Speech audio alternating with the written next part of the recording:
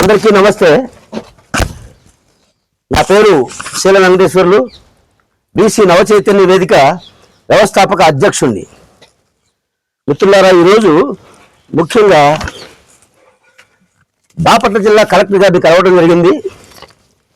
ఈ యొక్క వినతి పత్రాన్ని కూడా కలెక్టర్ గారికి ఇచ్చాం. ఇందులో అంశాలు ఏంటంటే, స్వతంత్రం వచ్చిన కాంచి దశాబ్దాలుగా, దాదాపుగా 8 దశాబ్దాలుగా బీసీలకు తీవ్రమైన అన్యాయం జరుగుతుంది. ఇంత అన్యాయం జరుగుతున్నా కూడా కేంద్ర రాష్ట్ర ప్రభుత్వాలు పట్టించుకోవట్లేదు. బీసీలకు రిజర్వేషన్లు కావాలని, రిజర్వేషన్లు కల్పించాల్సిన అవసరం ఉందని స్వతంత్రం వచ్చిన తొలి నాళ్లలోనే బాబాసాహెబ్ అంబేద్కర్ గారు రాజ్యాంగంలో ఆర్టికల్ 340 అనే అధికారాన్ని పొందుపరిచాడు. ఎందుకంటే బీసీలు వెనుకబడి ఉండటమే కాకుండా బ్యాక్వర్డ్ క్లాసెస్, మోస్ట్ బ్యాక్వర్డ్ క్లాసెస్గా ఉన్నారు. కాబట్టి ఆర్టికల్ 16A ప్రకారం బడుగు బలహీన వర్గాలకు ఖచ్చితంగా బీసీలకు రిజర్వేషన్లు కల్పించాలి అని ఆయన పెట్టాడు. అయితే అప్పటి ప్రధానమంత్రి గారు బీసీలకు రిజర్వేషన్లకు ఒప్పుకోరా, అంగీకరించలేదు. ఆ తర్వాత 1954లో కాకా కలెక్టర్ కమిషన్ వేశారు. కాంగ్రెస్ ప్రభుత్వం అప్పుడు ఉన్న జవహర్లాల్ నెహ్రూ గారే. ఎందుకంటే బీసీలు ఉద్యమాలు చేస్తున్నారని, అక్కడక్కడ బీసీ వాయిస్ రిలీజ్ అవుతుందని 1954 వేశాడు. అయితే ఆ కాకా కలెక్టర్ గారు దేశం మొత్తం తిరిగి అధ్యయనం చేసి అద్భుతంగా బీసీలు 52% అప్పట్లోనే ఉన్నారు అని ఒక నివేదిక తయారు చేసి మంత్రుల కమిటీకి ఇస్తే, అప్పుడు ప్రధానమంత్రి గారు తెలుసుకో, ఆయన పిలిపించేమయ్యా, నేనేదో సింపుల్గా ఏదో అలా చేయమంటే మీరు ఇలా చేసి కంప్లీట్గా చేసేటప్పుడు బీసీలకి కనుక మనం రిజర్వేషన్లు ఇస్తే ఇక మనం ఉండే 5-6%, 10% కదా దేశం మొత్తం మీద. మనకు అధికారం ఎట్లా ఉంటుంది? అధికారం వాళ్ళ చేతిలోకి వెళ్ళిపోద్ది కదా. మీరు కూర్చొని దానికి రివర్స్లో ఒక కమిటీ, ఒక రిపోర్ట్ తయారు చేయమంటే 15 పేజీల కమిటీ ఒక రిపోర్ట్ని తయారు చేసిండు కాక కలెక్టర్ గారు. అతనికి ఇష్టం లేకపోయినా ఆయన ప్రధానమంత్రి గారి మాట వినాలి కాబట్టి, ఆయన కూడా బ్రాహ్మణుడే కాబట్టి ఆ రిపోర్ట్ని మార్చి 15 పేజీల లేఖలో బీసీలకు ఏం అవసరం లేదన్నట్టుగా రాసి తాత్కాలికంగా అవన్నీ బుట్ట దాఖలు చేశారు. ఆ తర్వాత 1977లో జనతా పార్టీ వచ్చింది. ఏం చెప్పొచ్చింది అధికారంలోకి? అప్పట్లో కూడా దేశం అంతా ఒక సంచలనం. ఎందుకంటే జనతా పార్టీ దేశంలో దాదాపుగా ఎక్కడా లేదు. అయినా సరే కాకా కలెక్టర్ గారి కమిషన్ని అమలు చేస్తాను అని హామీ ఇచ్చి అప్పటి జనతా పార్టీ దేశంలోనే అధికారంలోకి వచ్చింది. అయితే అధికారంలోకి వచ్చిన తర్వాత మళ్ళీ ఇదే ఆ అగ్ర కులాల ఆధిపత్యంలో ఉన్న అప్పటి పార్టీలు, బ్రాహ్మణ అగ్రజాతి ఎక్కువగా బలంగా ఉన్న రాజకీయ వ్యవస్థలో వాళ్ళ కూడా కాక వాళ్ళు ఏం చేశారు తర్వాత, అది కాదు అని మళ్ళీ బీపీ మండల కమిషన్ వేశారు. అది కాదు, అది వల్ల కాదని మండల కమిషన్ వేసి వాళ్ళు రిపోర్ట్ ఇవ్వకముందే ఈ అప్పట్లో ఉన్న కాంగ్రెస్ పార్టీ ప్రతిపక్షం నుండి కూడా ఇన్ఫ్లుయెన్స్ ఉపయోగించి ఆ పార్టీని పడగొట్టి మళ్ళీ 1980లో ఇందిరాగాంధీ అధికారంలోకి వచ్చింది. ఇక మళ్ళీ మన బీసీ రిజర్వేషన్ల విషయం అని పక్కకు పోయింది, అనగదొక్కేసింది ఇందిరమ్మ గారు. తర్వాత ఏం జరిగింది? 1981లో 82లో మళ్ళీ వీళ్ళు ఏం చేశారో తెలుసా? అదే జనతా పార్టీ అధికారం కోల్పోక ముందే కాంగ్రెస్ పార్టీ ఒక ప్రకటన చేద్దామని ఆంధ్రప్రదేశ్ వరకు, ఉమ్మడి ఆంధ్రప్రదేశ్ అప్పట్లో 81లో దాదాపుగా ఇక్కడ ఒక కమిషన్, ఏది మురళీధరరావు కమిషన్ అని చెప్పి తెలుగు ప్రజలను మోసం చేయడానికి మురళీధరరావు కమిషన్ వేసింది. ఆ మురళీధరరావు కమిషన్ క్లియర్ కట్గా రిపోర్ట్ ఇచ్చింది. బీసీలకు 44% రిజర్వేషన్లు కల్పించాల్సిన అవసరం ఉందని ఖచ్చితమైన రిపోర్ట్ ఇచ్చింది. అప్పుడు దాకా తెలుగుదేశం పార్టీ పట్ల ఎన్టీ రామారావు గారు ఆ పిలుపుని అందుకొని మురళీధరరావు గారి కమిషన్ని తీసుకొని ఆయన ప్రజల్లోకి వచ్చాడు. ఏమని? బీసీలకు నేను 44% రిజర్వేషన్లు అమలు చేస్తాను అని. అప్పుడు బీసీ సమాజం అంతా, రాష్ట్రం మొత్తం, ఉమ్మడి రాష్ట్రం మొత్తం ఎన్టీ రామారావుకి గారి పట్టం కట్టి 222 సీట్లతో అధికారంలో పెట్టారు. మిత్రులారా, 1 కాదు, 2 కాదు, ఇప్పుడు 2 సార్లు కూడా. అయితే ఆ తర్వాత అధికారంలోకి వచ్చిన ఎన్టీఆర్ గారు కూడా మర్చిపోయి పాలన కొనసాగిస్తున్నప్పుడు అదే టైంలో తెలంగాణ, అప్పుడు ఉమ్మడి రాష్ట్రంలో ఉన్న తెలంగాణ ప్రాంతంలో ఉన్న మన చేనేత ముద్దు బిడ్డ కొండా లక్ష్మణ బాపూజీ బీసీ నాయకుడు, ఇక్కడ గౌడ కులస్తుడైనటువంటి నా బీసీ గురువు గారు, మాకు గురువు లాంటి ఒక అద్భుతమైన గౌతు లచ్చన్న గారు వీళ్ళిద్దరూ కలిసి తిరుపతిలో పెద్ద మహాసభ పెట్టారు. ఆంధ్రప్రదేశ్ మొత్తం 2 తెలుగు రాష్ట్రాలు కలిపి ఉండేటప్పుడు కదా, ఒక దద్దరిల్లు లాంటి పెద్ద సభ పెడితే లక్షల మంది జనం వస్తే పెద్ద సభ పెట్టి వాళ్ళు ప్రశ్నించారు ఎన్టీ రామారావుని. అప్పట్లో ఎవరు ప్రశ్నించారు, ధైర్యం చేయలేకపోతే బీసీ బిడ్డలే ప్రశ్నించింది. అప్పుడు ఎన్టీ రామారావు గారు భయపడిపోయి తప్పదు మళ్ళీ మనం బీసీలకు ఏదో ఒకటి చేయాల్సిందని చెప్పి అసెంబ్లీలో పెట్టి తీర్మానం చేశాడు. తీర్మానం చేసి మళ్ళీ దాన్ని అమలు చేద్దామని చూశారు కదా. అదే అగ్రవర్ణాల ఆధిపత్యంలో ఉన్న కాంగ్రెస్ పార్టీ కావచ్చు, తెలుగుదేశంలో కొంతమంది కూడా కలిసి మొత్తం మీద దాన్ని బుట్ట దాఖలు చేశారు. ఎన్టీ రామారావు గారు మళ్ళీ అధికారం దిగిపోయాడు, మళ్ళీ కాంగ్రెస్ వచ్చింది. ఈ రకంగా 3 కమిషన్లు పెద్ద మోస్ట్ ఎంత గొప్ప నాయకుల కమిషన్లు వేసినా కూడా ఆ 3 కమిషన్లు కూడా బీసీలకు ఎవరు కాకా కలెక్టర్ గారు కావచ్చు, అలాగే బిపి మండల్ గారు కావచ్చు, అలాగే మురళీధరరావు గారు కావచ్చు, 3 కూడా మంచి రిపోర్ట్లు ఇస్తే బీసీలకు రిజర్వేషన్లు కల్పించమని ఈ అగ్రకుల ఆధిపత్యంలో ఉన్న రాజకీయ పార్టీలు, అది ఏ పార్టీలు కావచ్చు, మొత్తం బుట్టదాఖలు చేసింది. దీనిలో ఇంకొక విషయం కూడా చెప్పుకోవాలి. 1990లో అప్పుడు యాదవరాజులప్పుడు అధికారంలోకి వచ్చారు. ఉత్తరప్రదేశ్లో ములాయం సింగ్ యాదవ్, బీహార్లో లల్లూ ప్రసాద్ యాదవ్, బీసీ బిడ్డలు. ఆ యాదవ సోదరులు అప్పుడు మళ్ళీ బీసీ ఉద్యమాన్ని తలకెత్తుకొని ఉధృతంగా దేశం మొత్తం వ్యాపించబోతుంటే అదే టైంలో అప్పటి బీజేపీ నాయకుడు ఎల్కే అద్వానీ గారు ఈ బీసీ రిజర్వేషన్ పోరాటానికి వ్యతిరేకంగా కమండలం అనే ఉద్యమాన్ని స్థాపించి దేశవ్యాప్తంగా రథయాత్ర చేసి ఆ బీసీ ఉద్యమాన్ని నీరుగార్చి బీసీల రిజర్వేషన్ బీజేపీ అడ్డుకుంది. అంటే అధికారంలో ఫస్ట్లో ఉన్న కాంగ్రెస్ అడ్డుకుంది, బీజేపీ అడ్డుకుంది, ఆఖరికి ఎన్టీ రామారావు గారు తెలుగుదేశం పార్టీ అడ్డుకుంది. ఈలాకపోయింది, సాధించలేకపోయాం బీసీలను. అలాగే వైఎస్ఆర్ కాంగ్రెస్ పార్టీ అధికారంలోకి వచ్చింది ఇటీవల కాలంలో. ఇంతకంటే ముందు రాష్ట్రం విడిపోక ముందు చంద్రబాబు నాయుడు గారు కూడా ఒక హామీ ఇచ్చారు. మిత్రులారా, ఇదన్నీ గుర్తుపెట్టుకోవాలి మనం బీసీ బిడ్డలం. ఎందుకంటే 2012లో ఒక సంవత్సరంలో పంచాయతీ ఎన్నికలు రాబోతున్నాయని కిరణ్ కుమార్ రెడ్డి గారు ముఖ్యమంత్రిగా ఉండగా చంద్రబాబు నాయుడు గారు ఏం చేశారు, బీసీలకు 34% రిజర్వేషన్లు, ఆర్టికల్ 73, 74 రాజ్యాంగ సవరణ ద్వారా అప్పటి ఎప్పుడో 30 ఏళ్ల క్రితం బీసీలకు లోకల్ బాడీస్లో 34% రిజర్వేషన్లు ఇచ్చారు. అయితే ఇది 34 కాదు, బీసీలు ఎక్కువ ఉన్నారు, బీసీలు అంటే వెన్నుముక అని చెప్పి 50% రిజర్వేషన్లు నేను అమలు చేస్తానని చెప్పి చంద్రబాబు గారు కూడా మంచి గట్టి హామీ ఇచ్చాడు. ఆ దెబ్బతో చంద్రబాబు గారిని టీడీపీని నెత్తిన పెట్టుకొని ప్రతిపక్షంలో ఉన్న తెలుగుదేశం పార్టీకి పంచాయతీ ఎన్నికల్లో 75 నుంచి 80% పంచాయతీలు కైవసం చేసుకున్నాం. అదే సందర్భంలో ఇక్కడ కూడా చీరాల పంతులు ఈపూరుపాలలో 18 సంవత్సరాల అధికారంలో లేని టీడీపీని మేమంతా కూడా టీడీపీకే సపోర్ట్ చేసి గెలిపించి ఇక్కడ సిద్ధార్థి గారు వారి భార్య గారు సరోజమ్మ గారిని గెలిపించాం. అయితే ఇక్కడ ఇంకో విషయం చెప్పుకోవాలి. తర్వాత అధికారంలోకి వచ్చిన తర్వాత చంద్రబాబు నాయుడు గారు కూడా దాన్ని మళ్ళీ మర్చిపోయాడు.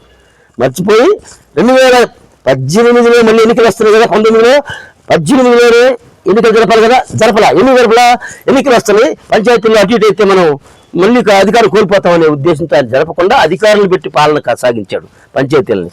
అప్పుడు బీసీలు అందరూ ఆలోచించారు, ఓహో వీళ్ళు బీసీలకు మనకు న్యాయం చేయలేదు కాబట్టి మళ్ళీ అంతకుముందు ఎన్టీ రామారావు ఎలా ఓడించారు, అంతకంటే ముందు కాంగ్రెస్ ఎలా ఓడించారు, సేమ్ టీడీపీని కూడా చంద్రబాబు గారి ప్రభుత్వాన్ని కూడా ఓడించి మళ్ళీ వైఎస్ఆర్ కాంగ్రెస్ పార్టీని మొన్న 2019లో తెచ్చుకున్నారు. 18 దాకా మనకు చేయలేదు మనకైనా, అందుకే 19లో వైఎస్ఆర్ కాంగ్రెస్ పార్టీ వాళ్ళకి ప్రత్యేకమైన బీసీలకు దొరికింది. అప్పుడు కూడా బీసీ చంద్రబాబు నాయుడు గారి కంటే ఎక్కువ హామీలు ఇచ్చాడు జగన్మోహన్ రెడ్డి గారు అయితే బీసీలు అసలు ఎన్నుముక కాదు, బ్యాక్ బోను, ఎన్నుముక అనకూడదు, బ్యాక్ బోన్ అనాలి. బీసీలకు అసలు నేను ఏముంది, అసలు ఆకాశాన్ని తీసుకొచ్చి మీ చేతుల్లో పెడతాను, మిమ్మల్ని అందరినీ అందంలో ఎక్కిస్తాను, పైన కూర్చోబెడతాను, అధికారం మొత్తం మీకు 5 ముఖ్యమంత్రులు చేస్తాను, అనేక హామీలు ఇచ్చాడు, గెలిపించాం. తర్వాత ఏం చేశాడు, బీసీలకు ఆ పథకం ఈ పథకం, ఇస్త్రీ పెట్టేళ్ళకి 10,000, ఆటో వాళ్ళకి 10,000, చేనేతలకు 24,000 రకరకాలుగా హామీలు ఇచ్చుకుంటూ వస్తే నిజమే కావాలా, బీసీలకు ఏదో చేస్తున్నాడు అని బీసీలు అందరం ఆశపడ్డాం.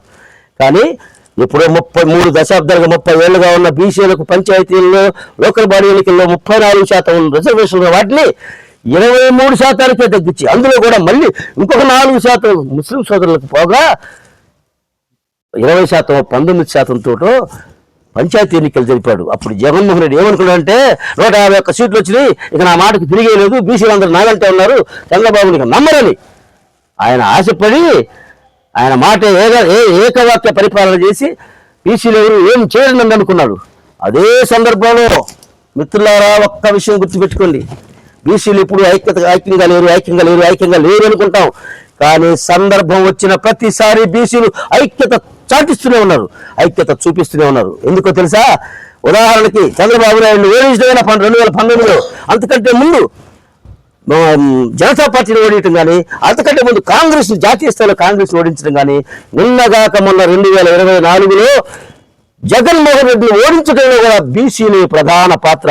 బీసీలకు చంద్రబాబు నాయుడు కంటే ఎక్కువ జగన్మోహన్ రెడ్డి ఎంత మోసం చేశాడంటే, ఒకటి పంచాయతీలకు తగ్గించి 1700 పదవులు బీసీల పదవులు కోల్పోయేలాగా బీసీల గొంతు కోశాడు. పదవులు లేకుండా ఉన్నదే రాజ్యాంగబద్ధమైన పదవుల్లో లేవు, చట్టసభలో లేవు, ఉన్నది లోకల్ బాడీలు, అవి కూడా తీసేసి 1700 పదవులు కోల్పోగా, రెండోది అతి ముఖ్యమైనది మీ అందరికీ తెలియాలి, వ్యాపారాలలో కేంద్ర ప్రభుత్వం నుంచి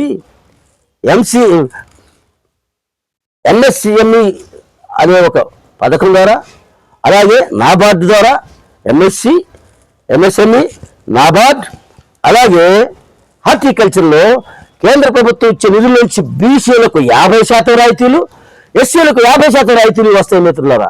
కానీ జగన్మోహన్ రెడ్డి ఈ బీసీ జనాలు పిచ్చోళ్ళు అనుకొని ఈ మొత్తం 2 పథకాలు రద్దు చేసి పన్నుతాడు. బీసీలకు 50% రాయితీలు వచ్చే వాటిని రద్దు చేశాడు, అనేక పథకాలు కూడా రద్దు చేశాడు. అందుకే జగన్మోహన్ రెడ్డికి ప్రజలందరూ బుద్ధి చెప్పి 11 సీట్లకు పరిమితం చేశారు. ఆ తర్వాత ఇప్పుడు ఈ ప్రభుత్వం వచ్చింది కదా, మనం తెచ్చుకున్నాం కదా బీసీలందరూ, మనం తెచ్చుకున్న ప్రభుత్వం ఇది, కూటమి ప్రభుత్వం, ఇది మంచి ప్రభుత్వం అన్నారు. ఈ మంచి ప్రభుత్వం ఎంత దుర్మార్గం చేసిందో తెలుసా? ఇదే ఈ యొక్క రాయితీల్ని 50% ఉన్న రాయితీల్ని అలాగే పునరుద్ధరించిద్దనే కదా మనం ప్రభుత్వం గెలిపించాం. కానీ ఎస్సీలకు మాత్రం 50% కొనసాగించి, వాళ్ళకి మళ్ళీ ఇంకొక 25% కూడా పెంచి 75% ఎస్సీ సోదరులకు ఇచ్చారు. సంతోషమే. మరి మా బీసీల సంగతి ఏంటి? బీసీలకు జీరోనా? ఎంత దుర్మార్గం ఇది! అంటే ప్రజలకు తెలియదని అమాయకులని భ్రమపడుతున్నారు పాలకులు. అందుకే ఈ ప్రభుత్వాన్ని కూడా మేము ఏం చెప్తున్నామంటే, గతంలో ఉన్న 50% పునరుద్ధరించాలని ఎన్ని అంశాలను మేము ఈ యొక్క మెమరాండంలో పెట్టి, బీసీలకు రిజర్వేషన్లు ఎందుకు కావాలో, ఎంత కావాలో, బీసీలకు రిజర్వేషన్ ఎలా అంటే జనగణనతో పాటు కులగణన చేసి బీసీలకు రాజ్యాంగ సవరణ ద్వారా బీసీలకు జనాభా ప్రాతిపదికన రిజర్వేషన్లు కావాలని కోరుతున్నాం. అది కూడా ఎందుకంటే రాజ్యాంగం ద్వారా అనేది అనేక చట్టాలు బీజేపీ కేంద్ర ప్రభుత్వం నరేంద్ర మోడీ నాయకత్వంలో అనేక చట్టాలని కొత్త చట్టాలను చేసి కోర్టులు మళ్ళీ రిటర్న్ పంపించినా కూడా మళ్ళీ వాటిని పార్లమెంట్లో పెట్టి ఒక ఆర్టికల్ని సవరించి రాజ్యాంగ సవరణ చేసి 9th షెడ్యూల్లో పెట్టి అమలు చేసుకున్నారు. మహిళా చట్టం కావచ్చు, అలాగే ఈడబ్ల్యూఎస్ చట్టం కావచ్చు, అలాగే కాశ్మీర్ లాంటి పెద్ద సమస్యలు కూడా పరిష్కరించిన ఈ బీజేపీ ప్రభుత్వం ఇప్పుడు మా బీసీల సమస్యలను ఎందుకు పరిష్కరించదు? అదే ఇప్పుడు మేము కోరుతున్నాం. బీసీలకు రిజర్వేషన్లు కల్పించడానికి రాజ్యాంగ సవరణ చేసి, కూటమి ప్రభుత్వం కదా, 3 ప్రభుత్వాలు కలిసి ఉన్నాయి కదా, చంద్రబాబు నాయుడు, పవన్ కళ్యాణ్, బీజేపీ, వీళ్ళిద్దరు ఢిల్లీలో కూర్చుంటే ఎందుకు కాదు? అదే రకంగా రాజ్యాంగ సవరణ చేసి 9th షెడ్యూల్లో పెట్టి బీసీలకు రిజర్వేషన్లు కల్పించాలనేది మా ప్రధాన డిమాండ్.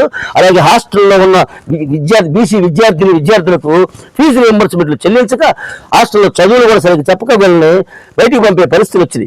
అలాగే తల్లిదండ్రులు కూడా ఆవేదన చెందుతున్నారు. కాబట్టి ఆ బీసీ బిడ్డలకు కూడా వెంటనే ఫీజు రియంబర్స్మెంట్ చెల్లించాలి, హాస్టల్లో మెరుగైన వసతులు కల్పించాలి. మూడవది, బీసీ చట్టం తెస్తారని చంద్రబాబు గారు, లోకేష్ గారు, పవన్ కళ్యాణ్ గారు వీరందరూ రాష్ట్రం మొత్తం తిరిగి చెప్పారు కదా. 2వ సంవత్సరం, 1 సంవత్సరం 10 నెలలు అవుతుంది కదా, మరి ఇంతవరకు ఎందుకు పట్టించుకోవాలా? ఇప్పుడు మేము ఆ డిమాండ్ కూడా ఇందులో పెట్టాం. బీసీ భద్రత చట్టం, కూటమి ప్రభుత్వం ఉంది కాబట్టి జాతీయ స్థాయిలో బీసీ భద్రత చట్టం తేవాలని, ఆ భద్రత చట్టం తెస్తేనే బీసీలకు భద్రత కలుగుతుందని మేమందరం డిమాండ్ చేస్తూ ఈ యొక్క 6 డిమాండ్లను ప్రభుత్వం అందరినీ నెరవేర్చాలని కోరుకుంటూ, అలాగే ఈరోజు ఒక ముఖ్యమైన ప్రకటన. నవంబర్ 22వ తారీఖు జేఏసీగా మేము సాధారణ జేఏసీగా ఏర్పడి 3 సంఘాలతో కలిపి 1-2 పార్టీలతో కలిపి ఒక ధర్నాకు పిలిపించాం, ధర్నా చేశాం. 400 మంది ప్రజలను అక్కడ సమీకరించి ఈ బీసీలకు రిజర్వేషన్ల పెద్ద ఉద్యమం లాంటి చేసి అక్కడ నవంబర్ 22వ తారీఖు పోయిన సోమవారం రోజు ధర్నా చేశాం. అక్కడ ధర్నా చేసిన తర్వాత కొన్ని అధికారులకు కూడా కొన్ని మెమోరాండాలు ఇచ్చాం. అలాగే అందులో భాగంగానే కలెక్టర్ గారికి కూడా ఇచ్చాం. అదే ఇప్పుడు మాది కొత్త JAC, BC SC ST minority హక్కుల సాధన కోసం జేఏసీగా ఏర్పడి ఈ జేఏసీ కమిటీని ప్రకటిస్తున్నాను ఈరోజు పబ్లిక్గా, మీడియా ముందుగా. బీసీ ఎస్సీ ఎస్టీ మైనారిటీ హక్కుల సాధన జేఏసీ ఈ యొక్క కమిటీ ప్రకటన. దీనికి చైర్మన్గా సీనియర్ నాయకుడు మా గురువు గారు అవ్వారు మల్లికార్జున గారు, జాతీయ చేతి వృత్తుల ఐక్య వేదిక పార్టీ జాతీయ అధ్యక్షులు, బీసీ మహాసభకు కూడా వ్యవస్థాపక అధ్యక్షులు, ఆయన దీనికి చైర్మన్గా వ్యవహరిస్తారు. అలాగే శీలం వెంకటేశ్వర్లు అంటే నేను బీసీ నవ చైతన్య వేదిక వ్యవస్థాపక అధ్యక్షుడిని, జాతీయ చేతి వృత్తుల ఐక్య వేదిక పార్టీకి ఆంధ్రప్రదేశ్ రాష్ట్ర అధ్యక్షుడిని, నేను కన్వీనర్గా ఈ యొక్క కమిటీ అంతా కలిసి నిర్ణయించారు. నేను చైర్మన్గా నేను కన్వీనర్గా, అలాగే కో కన్వీనర్గా జట్టిపాలెం వెంకటేష్, జాంబవరాజు, జేబీ పార్టీ అధ్యక్షులు, బహుకళాకారుల సంఘం వ్యవస్థాపక అధ్యక్షులు. అలాగే వీళ్ళకి మరో 4 అనుబంధ సంఘాలు కూడా ఉన్నాయి. అనుబంధ సంఘాలు అంటే రైతు మహిళా సంఘం, కళాకారుల సంఘం, అలాగే జానపద నృత్య కళాకారుల సంఘం, డప్పు కళాకారుల సంఘం, ఇదంతా కలిపి. అంటే ఇది బీసీ ఎస్సీ ఎస్టీ మైనారిటీ హక్కులు, మైనారిటీలు కూడా రిజర్వేషన్లు, ప్రాతినిధ్యం, సమాన హక్కులు సాధించాలనే ఈ యొక్క కమిటీని మేము వేసుకున్నాం. ఈ కమిటీ కొనసాగుతుంది. దీనిలో ఇక రాయలసీమ నుంచి కో కన్వీనర్లుగా ఓబులేసి యాదవ్ గారు, అలాగే అది యునైటెడ్ నేషనల్ ఫ్రంట్ బీసీ సంఘానికి ఆయన, అలాగే నీలూరు ఋషింగప్ప గారు, జాతీయ చేనేత ఐక్య వేదిక అధ్యక్షుడు, బీసీ మహాసభకు రాష్ట్ర అధ్యక్షుడు, అలాగే వి మురళీకృష్ణ, ఈయన జయస్వరాజ్ పార్టీ రాష్ట్ర అధ్యక్షుడు, అలాగే గౌస్ భాష నవక్రాంతి పార్టీకి రాష్ట్ర అధ్యక్షుడు, అలాగే ఏ బాలచంద్రుడు భారత ధర్మస్వరాజ్ పార్టీకి రాష్ట్ర అధ్యక్షుడు, వ్యవస్థాపక అధ్యక్షుడు, అలాగే రాజేంద్ర కుమార్, ఈయన ఫిల్మ్ డైరెక్టరే కాకుండా సినిమా రంగం ద్వారా పేదలను ఆదుకోవాలని, పేదలకు మెరుగైన సేవలు, ఇంకా బలమైన సేవలు అందించాలని, ఆ సినిమా ద్వారా వచ్చే లాభాలలో సగం పేదలకు పంచే విధంగా 50% లాభాలు పేదలకు పంచే విధంగా ఒక సినిమా నిర్మిస్తున్న ఒక నిర్మాత, డైరెక్టరు, ఫిలిం డైరెక్టర్ అయినా ఈయన గారు కూడా మా సంఘంతో కలిపి ఫిలిం పనిచేస్తామని చెప్పి మాతో కలిశాడు. ఇదే ప్రకటనకు ముందు ఇంకొక మాట చెప్పాలి మిత్రులారా.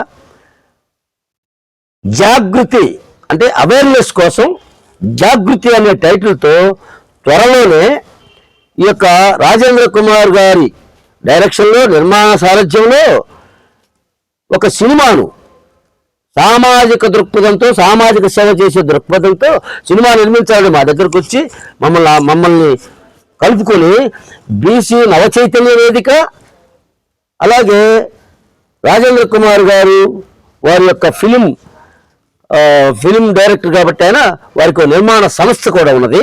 ఆ నిర్మాణ సంస్థ పేరు నేషనల్ ఫిలిం ఛాంబర్. అది నేను మళ్ళీ ప్రకటనలో రాసిస్తాను. ఆ సినిమా నిర్మాత కూడా అయినా నిర్మాణ సంస్థ ఉన్నది కాబట్టి ఆ సినిమా నిర్మాత మేము కలిసి ఒక సినిమా నిర్మించబోతున్నాం. ఆ సందర్భంగానే ఈ కమిటీ అంతా వేసాం. కాబట్టి ఇదంతా కూడా బీసీల కోసం మేము 24 గంటలు 360 రోజులు బీసీలకు న్యాయం జరిగేదాకా, బీసీల రిజర్వేషన్లు అమలయ్యేదాకా ఈ ఉద్యమం కొనసాగుతూనే ఉంటుంది.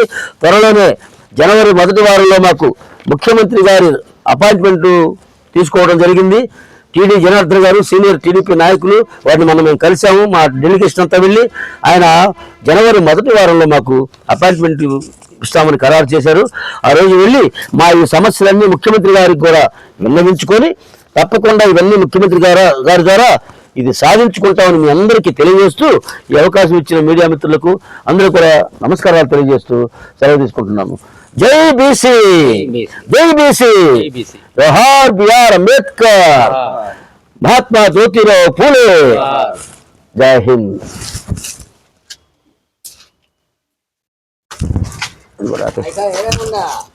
ఏడా ఉండగా